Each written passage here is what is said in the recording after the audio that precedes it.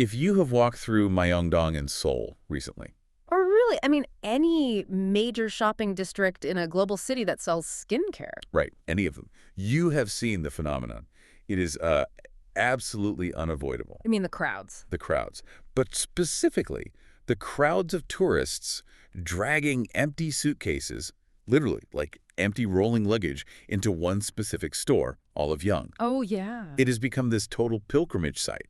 You go in with an empty bag and you come out with a year's supply of sheet masks, sunscreens, and serums. It is the Sephora of Korea, but arguably even more culturally significant right now. It is a retail juggernaut. Yeah. I mean, if a product goes viral there, it goes viral globally. Exactly. And usually when we do a deep dive on this kind of thing, we're talking about the hype, what's trending on TikTok, what the new IT product is.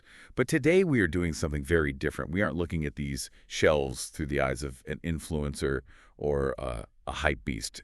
No, and that is what makes today's deep dive so incredibly valuable for everyone listening. We have source material from a very different perspective.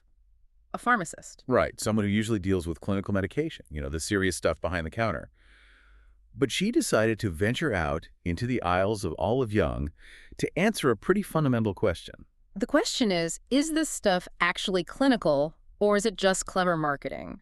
When you strip away the cute packaging and the celebrity endorsements, can a $30 cream from a retail shelf actually compete with medical-grade treatments? It's the battle of the drugstore versus the pharmacy. And specifically, she's looking at this for women in their 50s, 60s, and 70s. Because let's be honest, putting a light gel cream on a 20-year-old and saying, oh, look how nice their skin is. That's easy. Right, it's so easy. But getting actual results on 60-year-old skin, that is the real test. It absolutely is. And along the way, she gives us this masterclass in what I call ingredient literacy. It's really about learning to spot the difference between a miracle cure and what she brutally calls dust. Dust. I absolutely love that term. We're going to get into her dust theory in a minute because it totally changed how I look at ingredient labels. But let's start with the ingredient that is absolutely everywhere right now. If you're into skincare at all, you have definitely heard of PDRN. Polydeoxyribonucleotide. Which is a massive mouthful, so the marketing teams just call it salmon DNA. It is exactly what it sounds like. It is DNA extracted from salmon. Specifically, it's usually from the sperm, though they don't exactly put that in big, bold letters on the front of the box. Okay, we have to pause there. Because salmon sperm is a heck of a marketing hurdle to clear.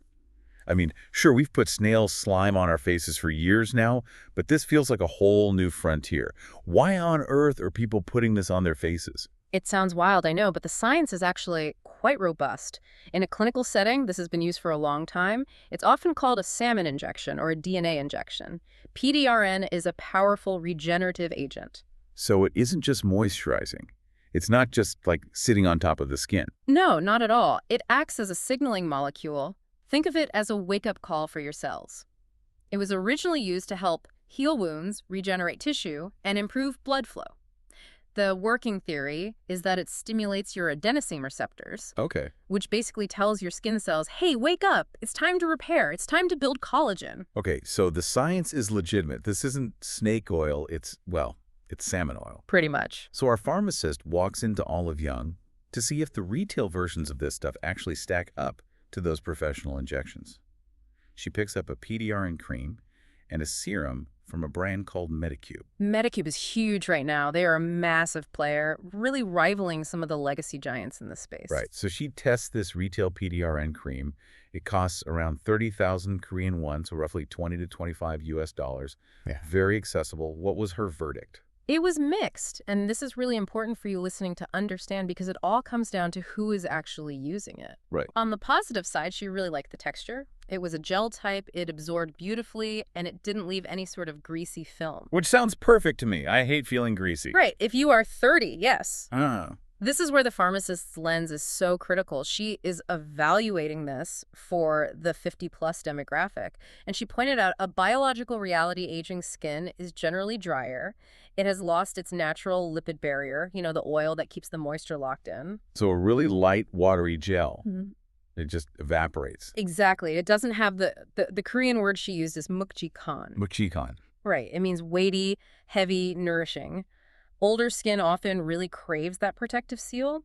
So while the Medicube product was chemically fine for her target audience, it just felt way too light. It felt like it disappeared into the ether. So it's not a bad product at all. It's just a complete mismatch for that specific skin type.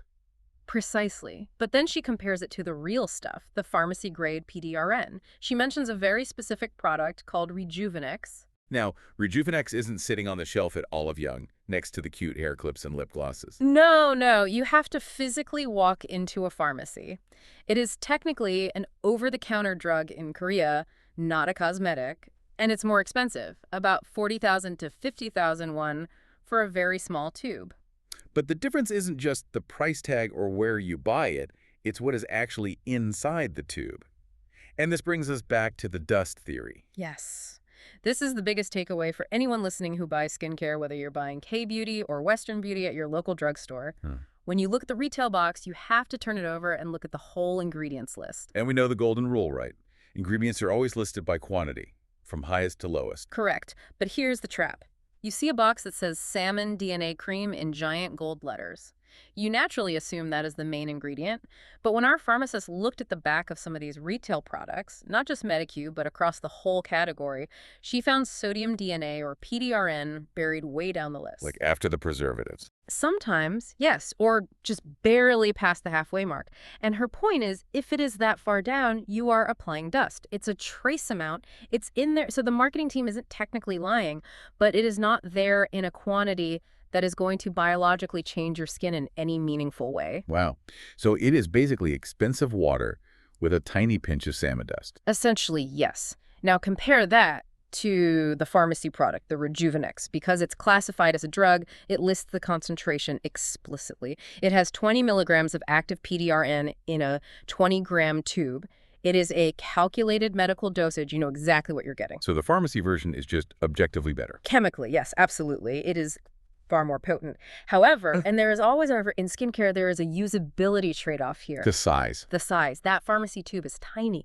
If you are trying to treat your neck, your décolletage, maybe the backs of your hands, which, by the way, are all key areas for showing age, you are going to run out of that tiny tube in 3 days. It's just not sustainable for the wallet. So the retail version, that big jar from Olive Young, allows you to be generous. You can really slather it on everywhere. Exactly. So the advice here isn't just never buy retail, it's know what you are buying. If you buy the retail version, check the label. If PDRN is near the front, say somewhere in the first 5 to 10 ingredients, it's probably a solid product. If it's at the very end, put it back. Okay, so scan the label. If the star ingredient is hiding at the bottom, it's a no-go. Let's move to the next heavy hitter she looked at. Retinol. The absolute gold standard. Everyone knows retinol. It's like the one thing every dermatologist on earth agrees on for anti-aging. But our pharmacist found something at Olive Young that she actually preferred over the standard retinol products. Yes. It was a product developed by a doctor, and it actually didn't use retinol at all. It used retinol. Retinol, with an A. Yes. And this isn't just some marketing spelling difference. It is a massive chemical distinction. Break that down for us. Why is retinol better than retinol? Think of it like currency exchange. Your skin cells speak a very specific language called retinoic acid. That is the active form that actually goes in, repairs wrinkles, and boosts collagen production. Okay, so retinoic acid is the currency we need to spend. Right. When you apply retinol with an O, your skin has to convert it. It goes from retinol to retinol and finally to retinoic acid. That is 2 full conversion steps. And I'm guessing with every step you lose something. You lose a lot of potency, and the conversion process itself generates more irritation. It's highly inefficient. But when you use retinol with an A, you are skipping a step entirely. You are only 1 step away from the active form. It converts faster, it's much more potent, and generally you are going to get results a lot quicker. It's a straight-up chemical upgrade. So she found a retinol cream at the drugstore. Was it super expensive? It was about 42,000 won on sale. So definitely pricier than a basic daily moisturizer. But for a high-grade active ingredient like that, it's very reasonable. And she actually called it the best retinol product she has ever used. Wow. I mean, that is seriously high praise coming from a clinical pharmacist. What specifically did she like about it? Because usually vitamin A products make you peel like a snake. I've had absolute disasters with retinol where my face just felt raw and angry. She highlighted two main things. First was the finish. She said it left her skin feeling moist and glossy. It gave that healthy sheen immediately, which is incredibly rare for a vitamin A product since they're notoriously drying. And the second thing, The color. the color. Yes. She noted the cream had a very distinct yellow color. Is that good? I usually avoid yellow creams because I just assume they've oxidized or gone bad. No, in this case it is excellent. Retinal, in its raw form, is naturally bright yellow. If you buy a product that claims to have a high concentration of retinol, but the cream comes out pure snow white, you should be highly suspicious. Because it might be bleached or just Yeah, not really in there at all. exactly. The yellow indicates that the raw material is actually present in a significant concentration. It's a visual cue for quality. It's basically nature's receipt. That is such a fantastic hack. Yellow means it's the real deal. Right. And again, she emphasized the usage strategy here. Because this is a highly active treatment, you aren't using huge globs of it like a body lotion. A 20-gram tube will last a long time because you only need a pea-sized amount for your whole face. So we have salmon DNA for regeneration and retinol for anti-aging. Now I want to talk about something that I usually skip right past. The sheet mask. Ah, the classic K-beauty staple. The ghost face. I have to be honest with you. I usually think of these as cheap fun. You buy a 10-pack for nothing, you put it on while watching Netflix, and maybe your face feels a bit wet afterwards. But is it really doing anything? Or is it just wet paper? Our pharmacist was quite skeptical, too. She mentioned you can easily find masks as cheap as 1,001. At that price point, you were basically just buying a wet wipe for your face. But then she found something that completely changed her mind. The Mediheal Collagen Ampoule mask. And she didn't just casually like it. She said she went back and bought 2 extra boxes personally. She's hoarding them. She is, and this is significant because Mediheal is a massive brand. They make dozens of different masks. But this specific line is different. It's about 30,001 for 10 sheets. So around $3 a mask, that is definitely on the pricier side for a daily drugstore item. What makes it worth the extra money? It is the delivery system, and Yeah. this is a core concept in advanced skincare.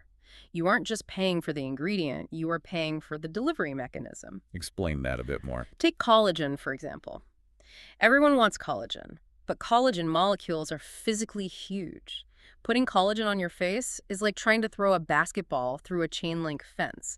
It just bounces right off. It sits entirely on the surface of the skin. So how does this specific mask fix the basketball problem? It uses an advanced hydrogel technology. It's not a paper or cotton fabric sheet soaked in liquid. The mask itself is a gel, and it has this really cool magic trick. The visual timer. Yes.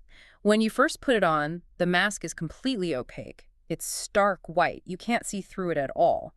But as you wear it, usually for about 30 to 40 minutes, the mask turns transparent. It becomes completely clear. That is so cool to watch. It's cool, but it's highly functional. The mask turning clear signifies that the active ingredients have physically melted and moved from the gel matrix into your skin. It is a direct visual indicator of absorption. So you aren't just guessing anymore. You can literally see that the collagen has left the building, or rather, entered the building of your face. Exactly. The pharmacist noted that unlike those cheaper masks where the liquid just sits on top and evaporates, leaving you feeling dry 10 minutes later, this one left the skin feeling filled from the inside out. It pushed the ingredients deep enough to actually matter. Right. And that is exactly why she hoarded it. It is essentially a professional-grade occlusion therapy that you can do while sitting on your couch. Results you can actually see happening. I love that. Okay, so we've covered the specific products, the PDRN, the retinol, the magic hydrogel mask. But the pharmacist also gave some really interesting strategic advice on how to shop in general. Because walking into those stores, it's incredibly easy to get overwhelmed. She breaks it down into a classic debate. Quantity versus quality. The eternal question. Is it better to buy a huge, cheap tub of cream and just bathe in it? Or do you buy a tiny, expensive, potent cream and use it very sparingly? I think a lot of us instinctively want to say, slather it on. It feels luxurious. It feels like we're really pampering ourselves when we use a lot of product. But the pharmacist's verdict was definitive. She recommends the quality route. Really? Even if it means using significantly less product? Yes, and it comes down to biological thresholds. If a product has 0.001% of an active ingredient, going back to our dust theory, you could apply a gallon of it to your face, and it still won't trigger a cellular change. Biology doesn't work on sheer volume, it works on signaling. You need enough of the chemical present to actually flip the switch in the cell. So a tiny amount of the strong stuff is always better than a bucket of the weak stuff. Exactly. However, and she was very firm on this point, there is a major trap with the strong stuff. What's the trap? Texture and complexity. She talked about these things called concept ingredients. You'll see products marketed as vitinols, which are combinations of vitamin C and retinol mixed together. That sounds amazing on paper, like the Avengers of skincare. It does sound amazing. But chemically, those ingredients are notoriously unstable when put together. And practically, she found the texture of those combo products was often just so-so. Maybe it was a bit sticky, or maybe it balled up and peeled when you put makeup over it. And if you hate how a product feels, you just won't use it. Correct, especially for that older demographic she was studying. She made a really insightful point here. You can have the most potent, scientifically perfect anti-aging cream in the world, but if it is a light gel that dries out in 5 minutes, a 60-year-old woman is going to hate it. Because her skin barrier desperately needs oil. It needs that mukjikan weight we talked about. Yes, so her ultimate strategy is twofold. First, verify the concentration to avoid the dust. But second, never ever sacrifice texture. If the texture doesn't match your specific age group's needs, the potency doesn't even matter because your skin will be fundamentally uncomfortable. Don't just trust a slick TV ad that features a glowing 20-year-old model if you were 60. Exactly. The 20-year-old has plenty of natural oil to spare. You don't. That is such a good reality check. We get so caught up in the hype of the new miracle ingredient that we completely forget about the basic daily user experience. And that is really the core of this entire deep dive. It's about stripping away the shiny marketing. So let's recap what we've actually learned from our clinical pharmacist's trip to Olive Young, because we have covered some serious ground today. First, PDRN or salmon DNA is real science. It works. But you have to be a detective. Turn the box over. If sodium DNA is listed at the very bottom alongside the preservatives, you are just buying expensive water. Second, if you want real anti-aging results, look for the A. Retinal is the chemical upgrade to retinol, and look for that yellow color. It is nature's receipt that the active ingredient is actually in the jar. And third, don't dismiss the sheet mask entirely, but you have to look for the technology. That Mediheal hydrogel mask that turns clear is a prime example of paying for a delivery system that physically forces the ingredients into your skin barrier. And finally, the overarching strategy, quality over quantity, but make absolutely sure the texture fits your daily life and your current skin barrier. Precisely. You know what I really love about this deep dive is that it empowers us. We are just staring blindly at pretty bottles on a shelf anymore. We are actively looking at data points. It connects to the much bigger picture of modern consumerism. We live in a world of total information overload. K-beauty is massive, and it's so easy to get swept up in the haul, culture buying things, simply because everyone else in your feed is buying them. The fear of missing out is real. It is. But this pharmacist shows us that with just a little bit of foundational knowledge, literally just reading that label and understanding the order of ingredients, you can filter out 90% of the noise.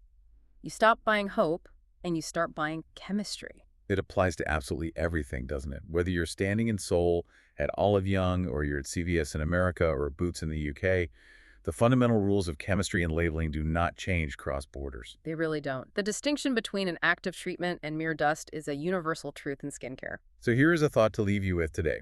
We found out that the pharmacy-grade products, those ugly, boring little tubes sitting behind the counter, often have higher clinical concentrations, they are strictly regulated, and sometimes they are even priced similarly to the high-end retail versions. Yet most of us still instinctively flock to the bright lights and loud music of the retail stores. Exactly.